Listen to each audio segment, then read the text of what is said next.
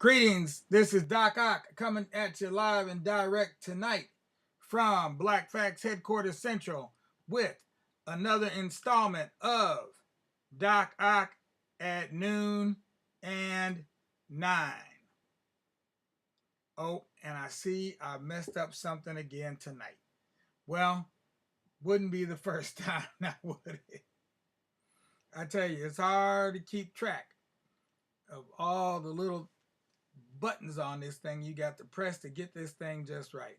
Well, at any rate, hopefully everything's being recorded and you're hearing me just fine. And if not, wait for the rewind because I'll be posting some stuff up later. Hopefully you'll be able to hear that fine. Meanwhile, go ahead, give us a like if you're watching on Facebook. If you're on the tube, give us a thumbs up. Then go ahead and spread the word far and wide. Let everybody know we're over here and we could use some help. Hello. Send in the troops. We're trying to tell the stories we know. We're trying to tell some new stories that we don't know, and we're trying to share them with everybody that we know and some people that we don't know as well. And hopefully you're one of those in either one of those categories. Now, this is our last night for our segment, our month-long segment on black scientists, healers, and inventors. So it seemed to be only be fitting that we end with a Mancala tidbit. We'll call this a tidbit. And this one talks about the game. Again, just in case you're just now tuning in, maybe you're one of those latecomers, late to the game and kind of lame, don't know about the game. This is the game right here. This is what the game board looks like. World's oldest game, or game board game rather. World's oldest board game. And in India, in Tamil Nadu, they call this game, one of the names they call it is Palanguzi. And Pal in Tamil means many, and Guzi means pit. And literally you could translate it as a, let's see here, if I can see all the writing there. Literally you could translate it as meaning pits. A fitting description of Mancala boards used to play the many Mancala games played all over the world. Palanguzi plays an important role in Tamil literature, of which we have some examples. We've given some examples already. There's even a film about women poets called She Write, S-H-E-W, capital W-R-I-T-E, She Write, which has a famous Palanguzi scene in it. The game is popular among children and older people, and it is encouraged for children to learn to count and to improve their hand-eye coordination while playing the game. Very good game. It helps expand the mind, and it's sure to turn any half-wit or nitwit into a whole brain person, someone that can use both hemispheres equally as well. They can do what with the right hand, what they can do with the left hand, or they can do with the left hand what they can do with the right hand. In other words, able to use their full mental capacity. And that, my friends, is a rare ability for sure. Only because we're just not, most of us are not taught that way. Now, tonight we're going to finish up with reading some more about the life of Biddy Mason from the book With Open Hands. And so we're going to read a little bit more about her life. We're about halfway through this book, and we're just starting to get to the good part of her life. So we'll try to sum it up for you real quick. even if we don't get to read every last word in the book. We'll try to sum up the rest of her story for you before we finish tonight. So let's go ahead and get jiggy with it because it's about time. It's about time. Here we go. Boom. There we go. World's oldest board game is what you're seeing depicted on the screen right now if you're watching with us on YouTube. World's oldest board game. Okay. Excuse me. Woo-wee. So here we go. Chapter 4. To California and freedom. They were going to move 800 miles to California.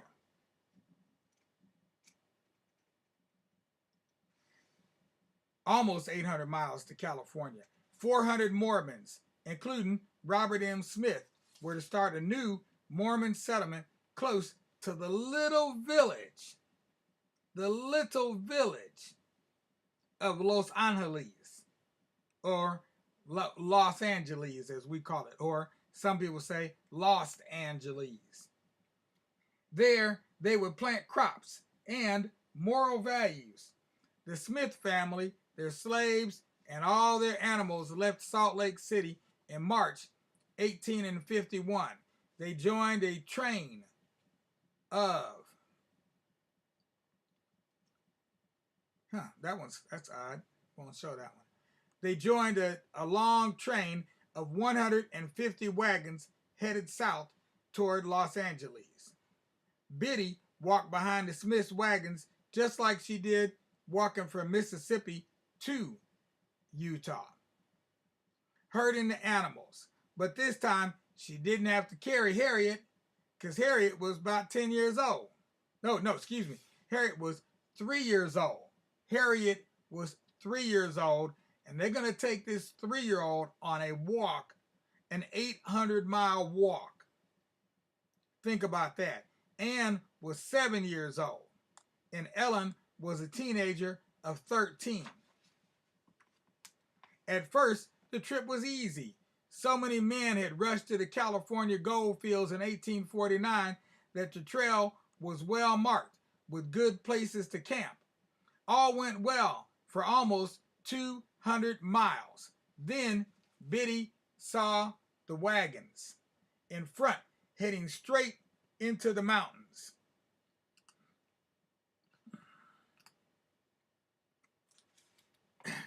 And into a wide, heading straight, where did I say?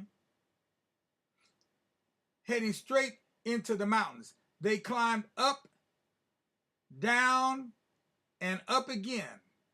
Days later, the wagons bounced down the mountains and creaked into a river valley.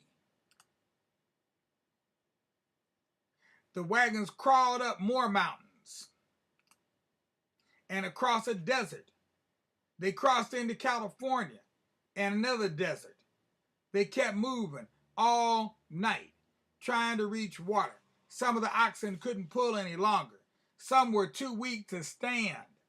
Biddy tried not to watch as the men shot animals that had walked obediently all the way from Utah. The wagon train left the Mojave Desert behind at last and trudged up into the San Gabriel Mountains.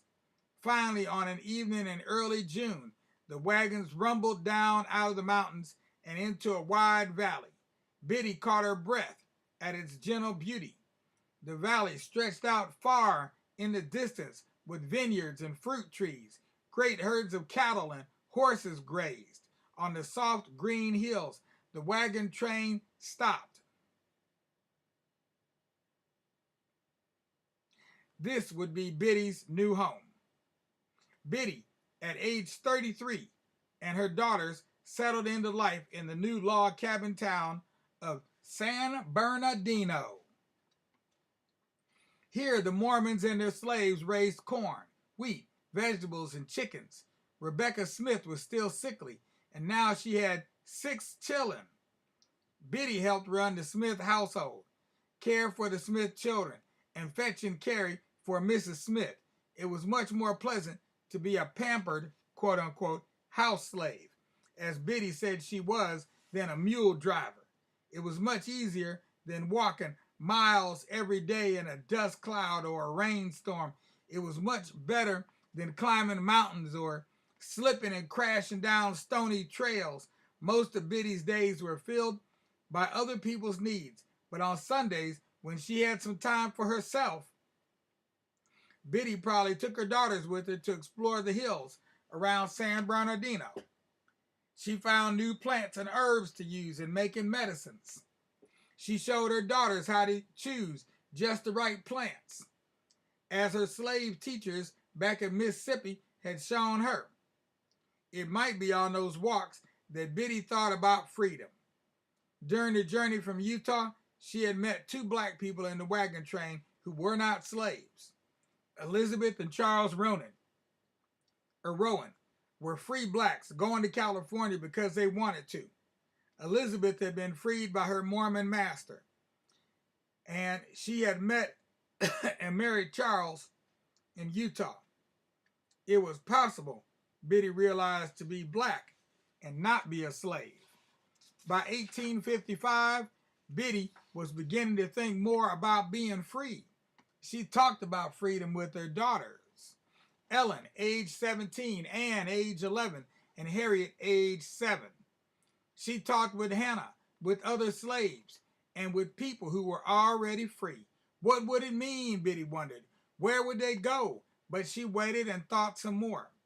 Biddy had met several black people in San Bernardino and Los Angeles who were not slaves. She met Robert Owens, a wealthy black businessman and property owner, and his wife, Winnie. She learned that California was not a slave state. It had been admitted to the Union as a free state in 1850. 2 years before that, California had been part of Mexico, so people were confused sometimes about the rules. Sometimes it seemed the Mexican law, military law, and California law were all in force at the very same time. But there was no doubt about one thing: California was not a slave state. Robert Smith was worried. He had assumed things would stay as they always had, but he knew that Biddy knew, and she was in a free state, and that she was talking about it with the other slaves. At the end of 1855, he made plans to take his family and slaves to Texas, a slave state. In Texas, there wouldn't be any foolish talk of slaves leaving their master. Meanwhile, Biddy's daughter Ellen and Robert Owens' son Charles had fallen in love. When Charles heard that Mr. Smith was planning to leave California, taking Ellen away, he told his father. At the same time, Biddy herself told Robert Owens and Elizabeth Rowan about Smith's plan. She feared the trip to Texas. She said even though Mr. Smith promised she'd always be well treated. For 19 years, Biddy had obeyed her master. She had walked behind his wagons for thousands of miles, from Mississippi to Salt Lake City to San Bernardino, but Biddy knew she wasn't going to take nary one more step toward Texas. Not going to happen. She would not leave California.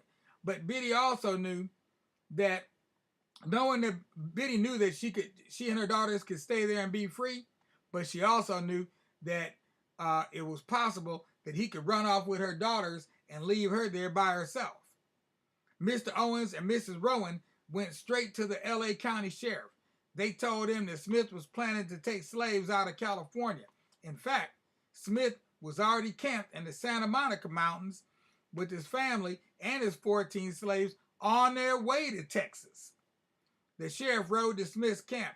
He accused Smith of trying to persuade, quote-unquote, persons of color to go out of the state of California.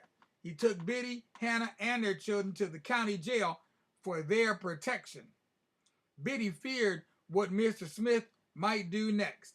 He would have to go to court to get his slaves back. In January, Judge Benjamin Hayes heard the case in the LA County Courthouse. In court, Mr. Smith told Judge Hayes that Biddy and Hannah had agreed to leave Mississippi with him, but they were not slaves. They were not slaves, but members of his family, and that he kept them in no greater control than his own children. Some of this was true, since the slave children probably were his children. Smith said that Hannah was well disposed to stay with him and that this was all Biddy's idea. Judge Hayes considered Biddy the leader of the group, but under California law, she was not permitted to speak in court because she was black. In the judge's office where Biddy was allowed to speak, she said, "I have always done what I've been told to do." She said she feared the trip to Texas, even though Mr. Smith had told her she would be just as free in Texas as she was here. But mind you, he was holding her as a slave in California, so what's that all mean? Judge Hayes knew they would not be free at all. He thought the only reason Smith wanted to take 14 slaves, Biddy and her 3 girls, Hannah and her 9 children and grandchildren, to Texas was to sell them. He thought that Biddy feared the trip because she knew she would again be a slave. Now, Mr. Smith was even more worried. He bribed the court lawyer who spoke for the slaves, giving him $100 to quit the case. Judge Hayes found out about the bribe. At the same time, he decided that Biddy and the other slaves wanted to stay in California, but they were afraid to stand up to Mr. Smith. On January 21st, 1856, Judge Hayes ruled that all the said persons of color are entitled to their freedom and are hereby and forevermore free.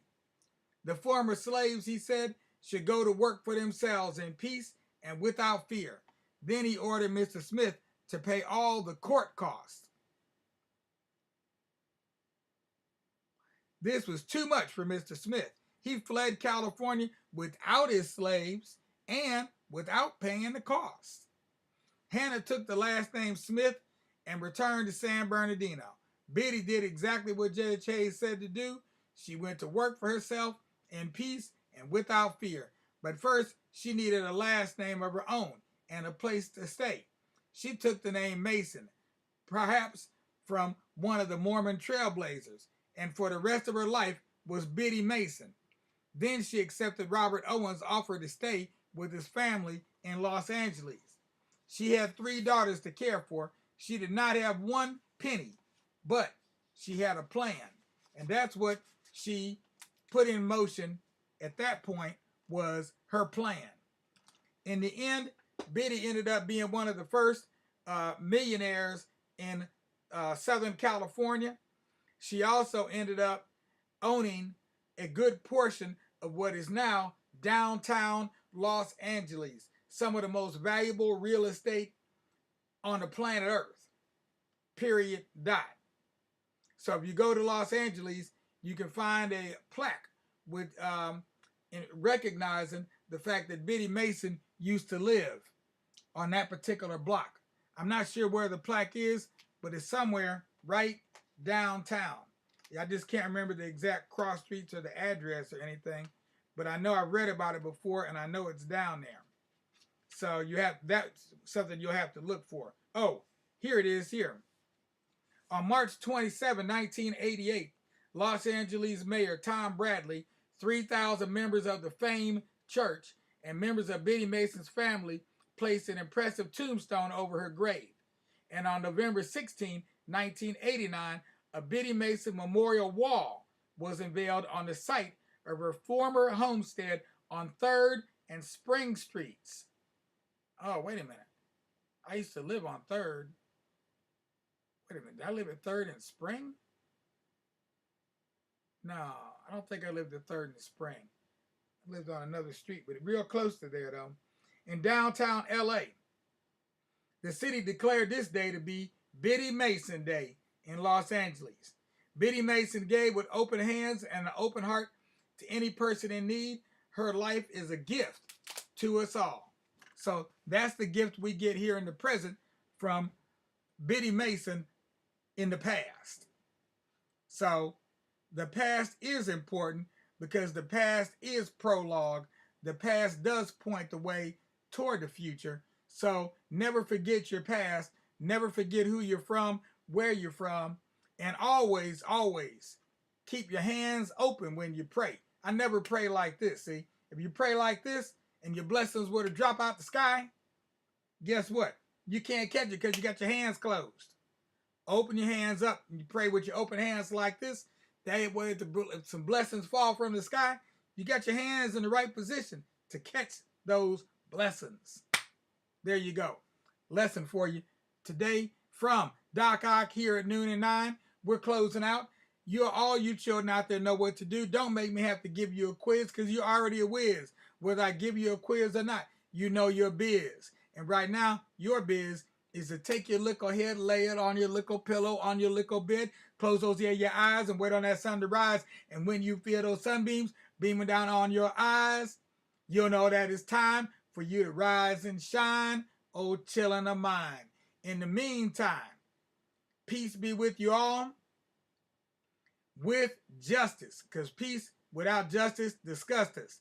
And all you adults out there, please don't forget to go ahead and give us a like on Facebook, a thumbs up on YouTube, and then subscribe to our Black Facts, Tubular Black Facts channel if you haven't already. Until tomorrow, we'll see you then. And I'll just say, Tuta Anana to L.A. Shakur, and where'd Brother Solomon go over there? He was over there a minute ago. And Solomon, there you go. Peace out without a doubt, y'all.